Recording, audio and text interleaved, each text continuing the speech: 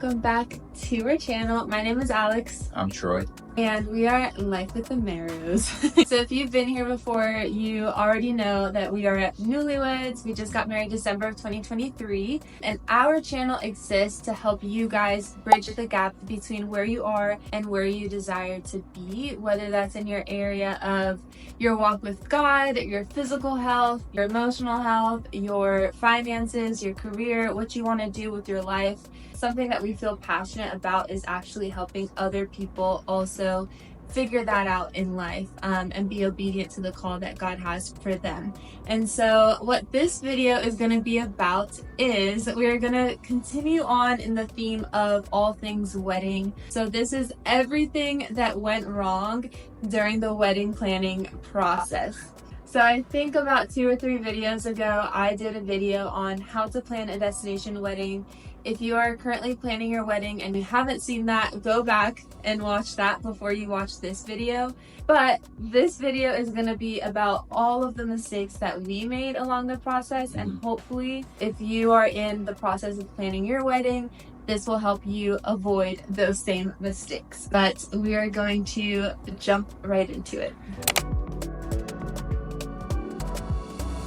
So the first mishap that we ran into was the resort ran out of rooms for us. We told our guests to book rooms by August 31st, and actually on August 31st, Alex and I got an email and we found out the resort had no more rooms left. And so we had our friends and family, they had to find different resorts and different rooms. It was just something that could have been totally avoided if everyone would have just RSVP'd by the date that we said. So for those that are planning a wedding, stick to a date to book rooms by, and to make sure if the resort or hotel has a room block, stick to that date.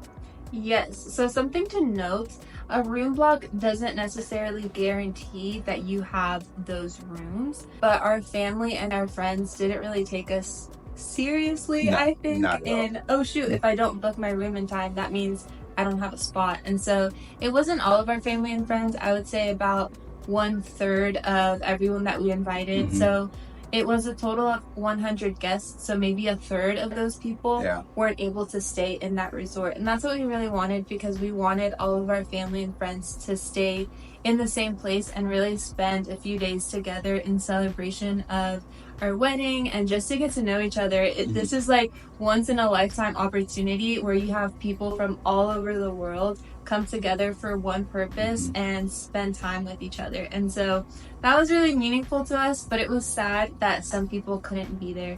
So yeah, that is one mistake to avoid. I would actually give people like a date way in advance just to make sure that they have a room in the resort where you're getting married. Yes. And this is obviously specific to a destination wedding. So I should have mentioned that this is specific to destination wedding planning. So, but this could also apply to you if you just have a regular wedding. So number 2, also I'm looking down because I literally have a laptop with a whole bunch of things that went wrong.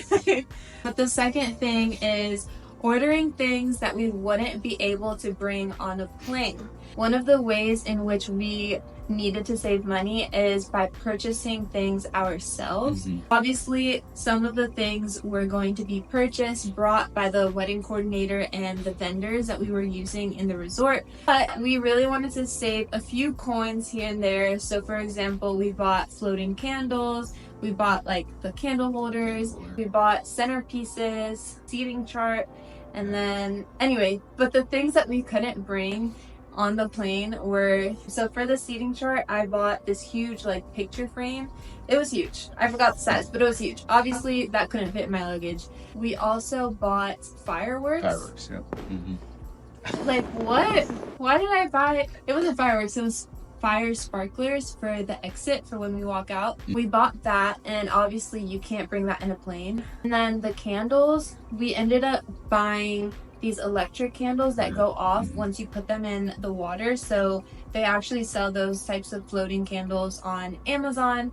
But the first go around, I bought them wax, I'm pretty sure. I don't know, but I had to return them because I'm like, we're getting married in the Dominican Republic. It's the Caribbean, they might melt. So anyways, just a couple things that we had to return. Oh, also it's flammable, so I don't even know if you can bring candles. Just make sure that if you're having a destination wedding and you're taking a plane to get there, that you could actually bring those things with you. So thankfully I actually have family in the Dominican Republic, so they were able to bring with them to the wedding the fire sparklers and the seating chart, picture frame, and maybe a couple other things, but thankfully they were there and they were very helpful. But avoid that mistake. The third thing, so this actually doesn't really have to do, it has to do with the wedding, but not with the wedding planning process necessarily. But I got my passport stolen. Stolen. When? About 3 or 4 weeks before the wedding. Backstory, this is going to be a quick story, but me and Troy came to Orange County, where we're living now, and we needed to start renting our home. Obviously we needed to get it together with, like, by cleaning it, putting some furniture in here, making sure when we come back home we have somewhere to lay our heads. And so we were here for a couple days just cleaning the apartment and stuff like that. Went to the gym one day. I don't know what I was thinking, but I still had my passport in my bag, and I brought my bag into the gym. I put it in the locker room. I didn't lock the locker. After the gym session, went back to the locker room, opened the locker thing, and my bag was missing. So obviously that was a plot twist. I was like freaking out. I called the passport agency. And by the way, I searched every single locker. I told the people at the gym that were working there, like, please help me look. It didn't turn up. So I called passport agency. They were like, there's nothing we can do unless you're leaving in like 2 weeks. Within 2 weeks. Yeah. I was really scared because I'm like, what? Are you kidding me? Like, we're having a destination wedding. I can't miss that, obviously. Yeah. And we had people spend hundreds of dollars to get their resort room and get their flights and plan this, take off of work, everything. So that's one thing. I would make sure that you have your passport, you have your ID, you have everything that you need in a secure place, and don't get it stolen like me. It was like a crazy thing that happened. I honestly felt like that was an attack from the enemy. Yeah. To be quite honest, there was a couple of things that happened, but yeah, learn from my mistake. Make sure to have your documents stored in a secure place. So every destination wedding can be different. If you travel to Mexico, if you travel to Asia, Thailand, or Dominican Republic. And so in Dominican Republic, you need something called an e-ticket to be able to enter in to the Dominican Republic and to exit out. And I think this was the Friday before we got married. I think this was when my parents were coming, Thursday, actually, when my parents were coming down. And I was just working out, getting a good workout in, and then all of a sudden I get a text from my sister saying, can you do Dad's e-ticket? And I was like, what are you talking about? Like, I did these e-tickets for you guys 2 weeks ago when I was just home. And so I called them and they're like, yeah, my dad was like, yeah, I don't have the e-ticket on my phone. I can't find it, blah, blah, blah, blah. And I'm like, are you kidding me? And I think they said, I think my mom said, we have like 20 minutes to be able to get through security or we're not gonna make our flight. My brain just starts going everywhere. I'm like, Nia's my sister. I was like, Nia, can you do the e-ticket? She's like, I don't know how. So I had to rush back to the room and do the e-ticket for my dad. And it just caused so much stress. I'm like, oh my God, my parents aren't going to make it to the wedding. My sister's not going to make it to the wedding. What are we going to do? But we got it all figured out. I did the e-ticket for them. Obviously, they made it to the wedding. But just make sure if you're getting married in the Dominican or again, like Mexico, wherever it is, find out what the entryway laws are for that country. If it's different, like passport information that you have to enter or an e-ticket. You can honestly do that as soon as you book your flight. For some context, the airport that was closest to the resort was the Punta Cana International Airport. One of the things that you need to make sure that you have, obviously, first of all, your airplane ticket, to get to the airport, but a way to get from the airport to the resort. So it was about a 30-minute drive, something like that. Obviously, you need someone to take you to the resort. And so one of the things that we wanted to make sure is that our guests knew that, and that they reserved a car or transportation in order to get there. And especially because a lot of these people have never been to the Dominican Republic before. I knew that because I've already been a few times. Troy knew that because he went a few times as well for baseball stuff. But some of our guests didn't know that. And so we just basically provided them with this information in our wedding website. So again, in the last video I did about wedding planning, I talked about the wedding website that we used, the Knot, and we inputted all of the information that they would need in order to figure out their transportation and lodging and how to go about all of those things. So one of the really difficult things about wedding planning was to make sure that everyone had reserved everything they needed, including the transportation. It's not necessarily your responsibility to reserve these things for your guests. You just provide them this information, and if they really want to come, they'll make sure that they do what they need to do to get there, you know? I don't know. Honestly, it was annoying, frustrating, whatever, is for people to not let you know that they have transportation and that they've reserved their room. We really needed that information because if someone didn't have transportation, then we already knew, first of all, we were going to get bugs like while we were at the resort. They'd be stuck. They would be stuck. Like, we can't help you. I'm sorry. That was your responsibility. And also, we went out of our way to get in touch with the company and let them know, hey, we're going to have all of these guests reaching out to you. They're part of our wedding. Could you help make sure that people get from point A to point B? And they just basically were like, yeah, of course. We work with wedding parties all the time. All we need is for them to email us their name, all of the people that would be traveling, and to pay in advance. And so there were a lot of people that were not doing this on time, and the transportation company that we were using, they didn't have everything that they needed in order to make sure that they were paying people to take a car and meet the people at the airport, and that's something that you cannot do last minute. And so hopefully that made sense. I feel like I just rambled, but one of the things is just to make sure that you have a means of transportation. Again, you're not responsible to reserving that transportation for your guests, but make sure that you at least provide them with a transportation company and a way to get from point A to point B, and give them literally weekly reminders. This is something that me and Troy did. Weekly reminders. Hey, please reserve your transportation, and also stay in loop with this transportation company just to make sure if your guest got to you with some information on, yeah, I think I'm going to go with another company, or I think I'm going to go with Uber or whatever, that at least you let the company know, and that way they're not waiting for your guests to get in touch with them, if that makes sense. And so, yeah, that was another thing that happened.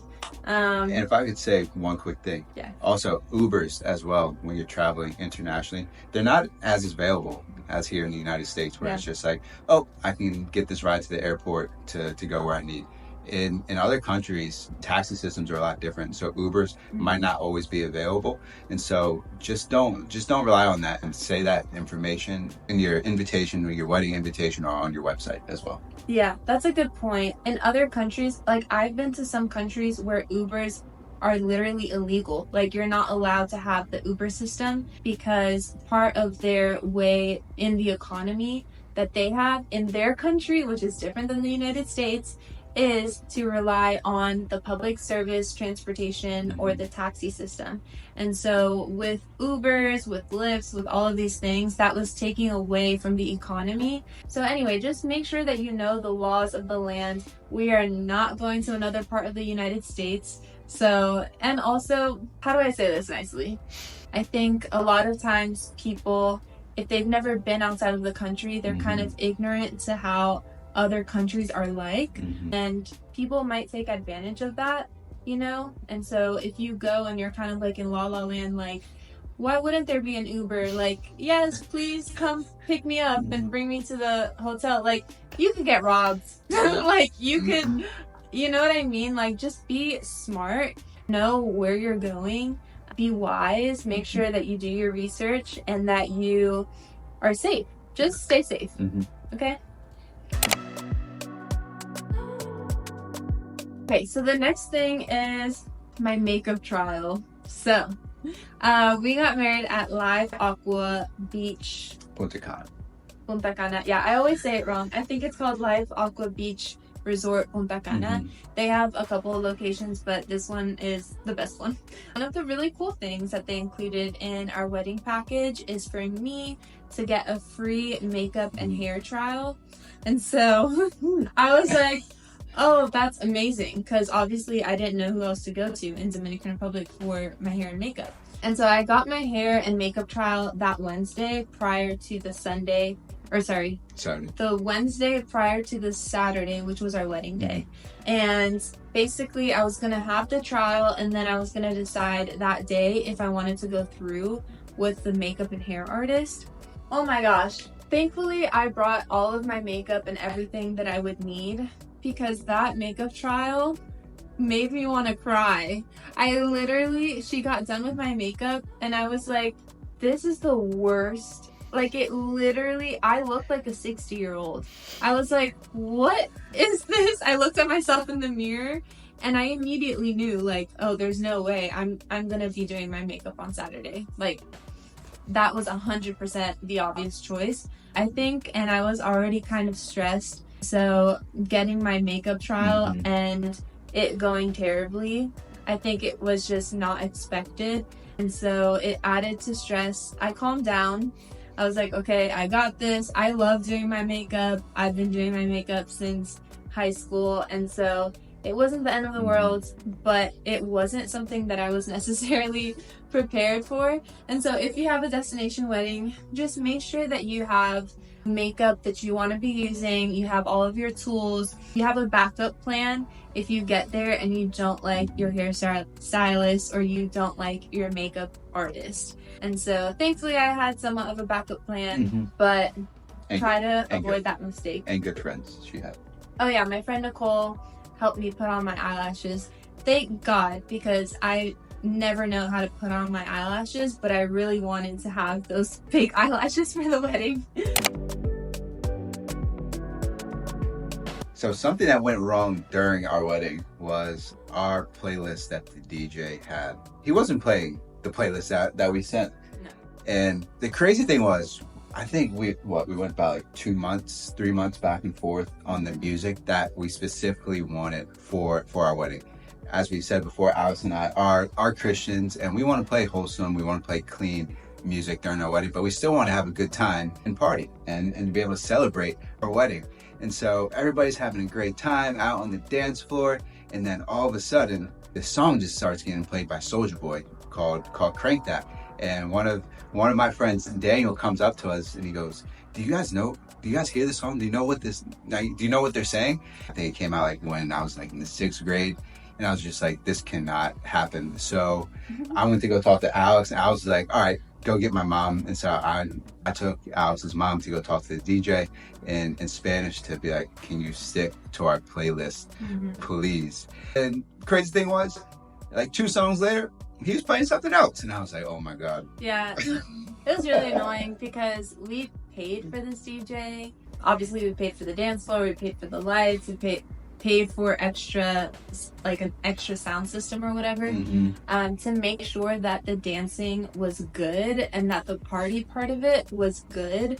And so it was just disappointing to have the DJ play whatever music he wanted to play. And it was also disappointing because we know ourselves, we know our guests, we know our family and friends, we know what type of music they will like. It was just, I think, frustrating to have someone think that they know better. Obviously, this is a DJ. I'm not saying that we know how to DJ, obviously. But what we do know is the taste of music that our guests would appreciate. And so to have like explicit music played during our wedding, where most of us love God and are Christians and are like looking around like, what is this music? Like, what? It was just annoying, and it was annoying to have the DJ then start playing our playlist and then go back to what he was playing. Again, we paid for this service, and so we would recommend that you guys would have a meeting and double check, double confirm with your DJ, with the DJ company, whatever, what type of music will be played, and that they would stick to the playlist that you give them if you do give them a playlist. It's like we had a meeting the day before, and we specifically wrote on like our DJ like form sheet, clean music only to be played. And so that's what I think also made it very frustrating as well. Yeah, we wrote it and we talked about it, and so yeah, definitely very frustrating. So the next thing that kept going wrong, this was during the wedding day. So the wedding dress that I bought had a tail, and it was very beautiful. I loved my wedding dress. I'll put a picture on the screen of the wedding dress. But if you don't know, so after the ceremony, usually what they do is they pin the tail to your wedding dress so that you could just walk normally and you don't like step on the tail. And so we practiced pinning the tail to the wedding dress, and that was all fine and good, but the buttons that were on the wedding dress that would hold the loops that were inserted on the tail in order for the tail to stick on the dress. Hopefully that makes sense. It makes sense. But the buttons were like too small and like dainty. And so what happened was every time I took a number of steps or like we danced on the dance floor or something like that, the tail would come undone from the body of the wedding dress. And so I literally kept asking. I think I asked her maybe 10 times. One of our people in our wedding party, Siobhan, I literally asked Siobhan, oh my gosh, my tail came undone again, can you please help me? And thankfully she just really wanted to serve on that day, and she didn't have an issue with that. But that is one thing. Make sure that that you and the person that's in charge of pinning the tail to your wedding dress knows how to do that. Like, make sure that you have a tutorial of how to do that by the seamstress or by the bridal salon. But make sure that, like, maybe test it out, maybe dance a little bit, jump up and down, make sure that it doesn't come loose, and that way you won't have an issue with it on your actual wedding day. Oh, also, I don't think we talked about this, but so today we went to K Jewelers because my wedding band, a little diamond came off of it. I don't know how.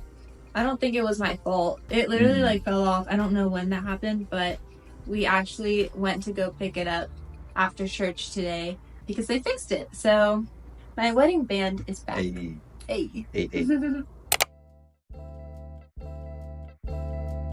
One of the other things that went wrong, which was really, really sad, was the sun went down way too quickly on our wedding day, so we couldn't get as many pictures as we wanted outside at the beautiful resort that we were at. Looking back, talking to our wedding coordinator, Dadiani, she said, all right, your guys' wedding's gonna be at 5 o'clock. And so we were living in Florida at the time, so I'm assuming 5 o'clock. I'm like, oh, the sun's still gonna be out. It's going to be gorgeous, you know? But I forgot, since we got married in December, there was the time change and the clocks ended up moving forward. So that means it's gonna get, moving backwards, so it's gonna get darker sooner. Our wedding was just ending around like 6:05, 6:10. And it wasn't like completely dark, but the sun no longer existed anymore. And so we only got a few pictures. So it was just really sad because we couldn't capture the moments that we wanted to, and to have them for a lifetime. But one day we are going to make those pictures up, hopefully sometime soon. And so, but yeah, so just when you're planning with your wedding coordinator, make sure that you have the timing down so you can get good pictures outside. Yes. Okay, and the next thing was we didn't eat that much during the wedding. I know everyone literally says this, like, you're not gonna eat that much on your wedding day, and I'm like, how? Why? I don't understand. I understand now because yeah, we just had everyone. First of all, like, getting ready for the wedding, I think I ordered breakfast to the room, but getting ready for the wedding, I think I had like a sandwich that was literally like this big. It was like a little mini sandwich, and I had a couple of pieces of fruit. which was fine. I just like was full of nerves, so I honestly don't think I could have had much more. But then during our wedding reception, we had this huge buffet of Dominican food. Dominican food is some of my favorite food. They even had sancocho, which is my favorite of all time food. We had people serve us for the wedding. I touched maybe like a third of it, but we just kept getting interrupted. Bombarded by people that wanted to like congratulate us and take pictures with us, which was super sweet. I'm not saying that we wish no one came up to us, but it was like, it's definitely true that you don't eat much on your wedding day unless you set specific boundaries. I don't know, but that is one thing. Make sure you eat enough before the wedding ceremony because during the reception, you might not actually be able to eat a ton. Yeah, definitely agree.